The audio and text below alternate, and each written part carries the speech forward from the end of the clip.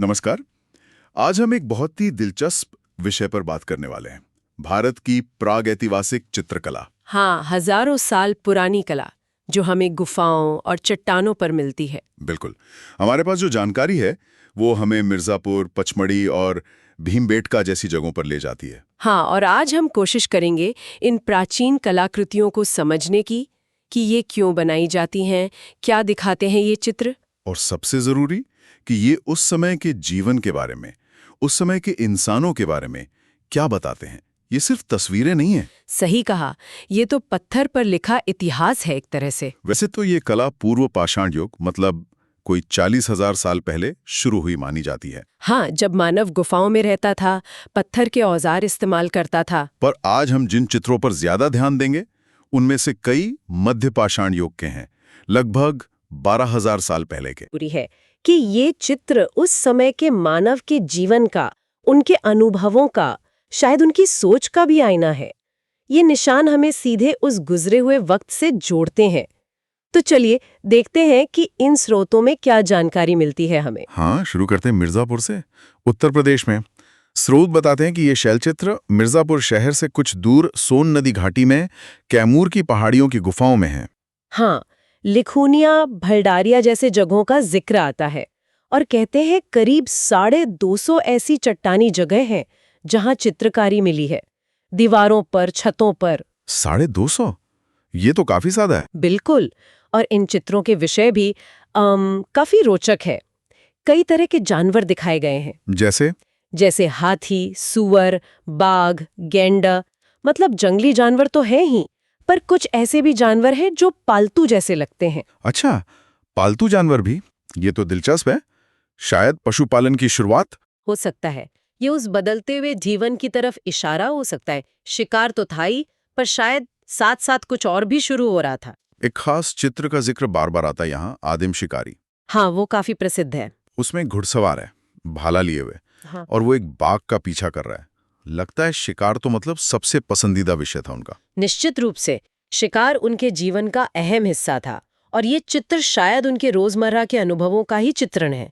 स्रोत ये भी बताते हैं कि वो लोग अक्सर बड़े जानवरों का शिकार अकेले नहीं करते थे, समूह में। हाँ, ग्रुप्स में। चित्रों में भी लोगों के समूह दिखाए गए हैं, जानवरों को घेरते हुए, पुराने किस्म के हथियार लिए हुए। तो ये उनके सामाजिक जीवन के बारे में भी कुछ बताता है, मिलके काम करना। बिल्कुल, टीम वर्क। रंगों के बारे में क्या पता चलता है? कौन से रंग इस्तेमाल होते थे? देखिए, रंगों का प्रयोग थोड़ा सीमित था। मुख्य रूप से लाल रंग, गेरू जिसे कहते हैं, हाँ, गेरू। और काला, कभी कभी पीला भी मिल जाता है। इन रंगों से आकृतियों को उभारा जाता था, स्पष्ट किया जाता था। लेकिन एक बात मैंने पढ़ी कि पशुओं की आकृतियां ज्यादा साफ बनाई गई हैं इंसानों की तुलना में। ऐसा क्यों? हाँ, ये गौर करने वाली बात है। शायद इसलिए कि जानवर उनके जीवन के लिए बहुत ज्यादा महत्वपूर्ण थे। भोजन के लिए या खतरे के तौर पर? दोनों ही। और शायद कोई आध्यात्मिक या धार्मिक महत्व भी रहा हो, तो उनका चित्रण ज्यादा ध्यान से, ज्यादा बारीकी से किया गया। इंसानी आकृतियां थोड़ी सांकेतिक सी हैं कई बार। और ये रंग बनाते कैसे थे? माध्यम तो वही था, मिट्टी और खनिज यंग, जो आसानी से मिल जाते थे। उन्हें पीसकर पानी में या शायद जानवरों की चर्बी वगैरह में मिलाकर इस्तेमाल करते होंगे। टिकाऊ भी बहुत निकले हैं ये रंग। हाँ, तभी तो आज भी मौजूद है। वो जो आदिम शिकारी वाला चित्र है, उसका समय लगभग 5000 ईसा पूर्व बताया गया है। 5000 ईसा पूर्व, यानी आज से करीब 7000 साल पहले। हाँ, लगभग। तो मिर्जापुर हमें शिकार, समूह जीवन और शुरुआती कला की एक झलक देता है। अब चलते हैं मध्य प्रदेश, पचमढ़ी। हाँ, सतपुड़ा की पहाड़ियों में पचमढ़ी भी शैल चित्रों के लिए बहुत मशहूर है। यहाँ भी कई शैलाश्रय है जहाँ चित्र मिले हैं। एक स्थानीय कहानी भी है ना यहाँ से जुड़ी, पांडवों वाली। हाँ, कहते हैं पचमढ़ी मतलब पंचमढ़ी, यानी 5 गुफाएं जहां पांडवों ने वनवास के दौरान समय बिताया था। पर ये लोक कथा है। अच्छा, खैर, पुरातात्विक नजरिए से देखें तो यहाँ के चित्र कैसे हैं? मिर्जापुर से अलग? हाँ, यहाँ की शैली थोड़ी अलग है। एक उदाहरण जो स्रोतों में मिलता है वो है गायों की कतारें। गायों की कतारें? क्या है उसमें? एक आदमी है, शायद ग्वाला होगा, वो गायों के झुंड को ले जा रहा है। पर दिलचस्प बात यह है कि यहाँ गायों की आकृतियां मिर्जापुर जैसी स्वाभाविक नहीं है, थोड़ी ज्यामिति हैं। ज्यामिति? ज्योमेट्रिकल मतलब आकृतियों को बनाने में सीधी रेखाओं कोणों का इस्तेमाल ज्यादा है, जैसे त्रिभुज या आयत जैसे आकार। शरीर का गोलपन या मांसलता दिखाने के बजाय एक तरह का पैटर्न या डिजाइन जैसा लगता है। अच्छा, तो ये ज्यादा स्टाइलाइज्ड है। हाँ, कह सकते हैं। उन गायों के शरीर, सींग, पैर सब एक खास रेखा गणित से बने लगते हैं। ये तो वाकई मिर्जापुर के रियलिज्म से काफी अलग है। और यहाँ रंगों का प्रयोग कैसा है? यहाँ बताया गया है कि पृष्ठभूमि यानी बैकग्राउंड गेरू रंग का है, लाल, और उस पर सफेद रंग से आकृतियां बनाई गई हैं। लाल पर सफेद, कॉन्ट्रास्ट अच्छा बनता होगा। हाँ, एक और बात कही गई है कि यहाँ चित्र थोड़े बेतरतीब से लगते हैं, जैसे दीवार पर जहां जगह मिली बना दिया, कोई खास जमावट या कॉम्पोजिशन नहीं है। तो क्या ये कलात्मक रूप से कमजोर थे? बेतरतीब शायद सही शब्द न हो सकता है उनका मकसद कोई सजी सजाई पेंटिंग बनाना था ही नहीं। तो फिर शायद अलग अलग समय पर अलग अलग लोगों ने अपनी अपनी बात कहने के लिए चित्र बनाए हों उसी चट्टान पर। लेकिन अगर आप हर एक आकृति को देखें तो उसमें स्पष्टता है, संतुलन है, बनाने वाले का हुनर दिखता है। मतलब पूरी दीवार एक पेंटिंग न लगे, पर हर चित्र अपने आप में महत्वपूर्ण है। बिल्कुल, और उसमें एक व्यक्तिगत कलात्मकता झलकती है। माध्यम यहाँ भी वही मिट्टी और खनिज रंग है, और समय लगभग वही 5000 ईसा पूर्व के आसपास। तो मिर्जापुर और पचमढ़ी लगभग एक ही समय के हैं, पर शैलियाँ अलग अलग। हाँ, ये विविधता भी महत्वपूर्ण है। चलिए अब चलते हैं भीमबेटका। ये नाम तो शायद सबसे ज्यादा सुना जाता है प्रागैतिहासिक कला के संदर्भ में। हाँ, भीमबेटका तो विश्व धरोहर स्थल भी है, मध्य प्रदेश में भोपाल के पास। और यहाँ तो गुफाओं की संख्या ही बहुत ज्यादा है। 750 से भी ज्यादा शैलाश्रय बताए जाते हैं, जिनमें से कई चित्रों से भरे हैं। सही, भीमबेटका का महत्व उसकी विशालता में भी है और विविधता में भी। यहाँ के चित्रों के विषय क्या हैं? क्या मिर्जापुर जैसे ही शिकार वाले? शिकार तो है, लेकिन उसके अलावा भी बहुत कुछ है।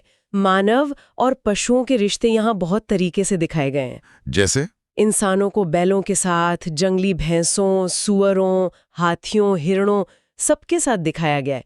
कहीं वो शिकार कर रहे हैं, कहीं नाच गा रहे हैं, कहीं शहद इकट्ठा कर रहे हैं। अरे वाह! कहीं जानवरों को शायद पालतू बनाने की कोशिश कर रहे हैं। मतलब उस समय के जीवन की पूरी तस्वीर मिलती है। एक खास चित्र समूह का जिक्र है जिसे योद्धा कहा गया है। उसमें क्या है? हाँ, योद्धा वाले चित्रों में कई मानव आकृतियां हैं और उनके हाथों में तरह तरह के हथियार हैं, भाले, कुल्हाड़ी जैसे हथियार, और सबसे महत्वपूर्ण धनुष बाण। धनुष बाण, ये तो मिर्जापुर में नहीं था शायद। नहीं, ये भीमबेटका के बाद के दौर के चित्रों की खासियत है। तो इन योद्धा चित्रों में वो क्या कर रहे हैं? लड़ रहे हैं? लगता है जंगली जानवरों का शिकार करने या उन्हें पकड़ने जा रहे हैं। एक जगह घोड़े को काबू करने की कोशिश भी दिखती है। घोड़ा?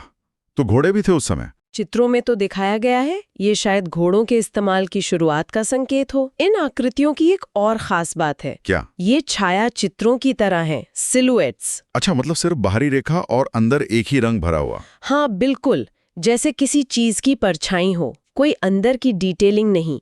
लेकिन इस सादगी के बावजूद इनमें गजब की मूवमेंट है, ऊर्जा है। हाँ, तस्वीरें देखकर लगता है जैसे सब गति में है। दौड़ते हुए, कूदते हुए, हथियार चलाते हुए लोग और जानवर सब जीवंत लगते हैं। स्रोत हमें ये देखने को भी कहते हैं कि मानव और पशु आकृतियों में किसे ज्यादा अच्छे से बनाया गया है। और वो धनुष बाण वाली बात, ये कितनी महत्वपूर्ण है। बहुत ज्यादा।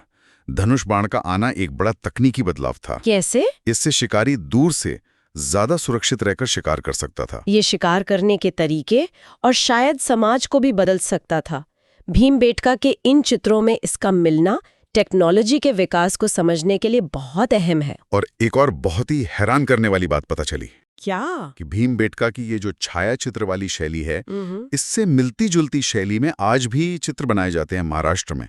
वारली आदिवासी चित्रकार। हाँ, ये बिल्कुल सही है और ये अद्भुत बात है। मतलब हजारों साल की निरंतरता। बिल्कुल, ये कल्चरल कॉन्टिन्यूटी का एक बेहतरीन उदाहरण है कि कैसे कला की शैलियां और तकनीकें पीढ़ी दर पीढ़ी चलती रहती हैं, चाहे समय के साथ उनके मतलब बदल जाएं। कमाल है। वारली कला आज अलग है, पर उसकी जड़ें शायद भीमबेटका तक जाती हैं। भीमबेटका के इन योद्धा चित्रों का माध्यम भी वही मिट्टी और खनिज रंग है, और समय मोटे तौर पर 5000 ईसा पूर्व या उसके बाद का।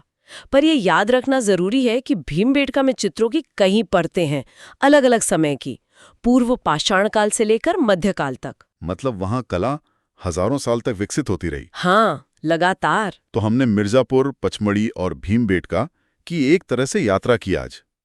तीनों जगहों ने हमें हजारों साल पहले के भारत की अलग अलग कहानियां सुनाई। हाँ, मिर्जापुर के शिकारी, पचमढ़ी की ज्यामितीय गायें, भीमबेटका के गतिशील योद्धा और रोजमर्रा के जिंदगी के दृश्य।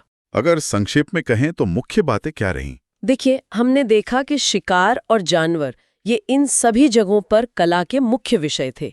जाहिर है, ये उनके जीवन के लिए सबसे जरूरी चीजें थीं। और रंग? रंग प्राकृतिक थे, मिट्टी, खनिज, लाल, सफेद, काला, पीला मुख्य थे। तकनीक सरल थी पर असरदार थी, कहीं यथार्थवादी, कहीं ज्यामितीय, कहीं छायाचित्र।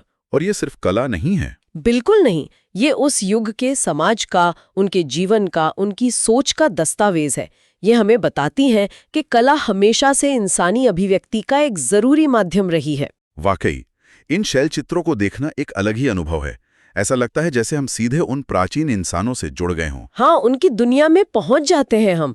सोचने लगते हैं कि वो कैसे रहते थे, क्या सोचते थे, किन चीजों को महत्व देते थे। और यहीं से एक सवाल मन में आता है सोचने के लिए। क्या? कि इन प्राचीन कलाकारों ने शिकार और जानवरों के साथ अपने रिश्ते को ही अपनी कला का मुख्य विषय क्यों बनाया? जाहिर है वो उनके लिए सबसे अहम था। हाँ, उनके अस्तित्व से जुड़ा था। अब अगर हम इसकी तुलना बाद के इतिहास की कला से करें, मंदिरों की मूर्तियां, राजाओं के चित्र, आज की मॉडर्न आर्ट, तो क्या विषय बदलते दिखते हैं? क्यों बदलते हैं? सोचने वाली बात है। क्या आज भी हमारी कला उन्हीं बुनियादी सवालों से जूझती है जो हमारे अस्तित्व के लिए जरूरी है? या कला का फोकस कहीं और चला गया है?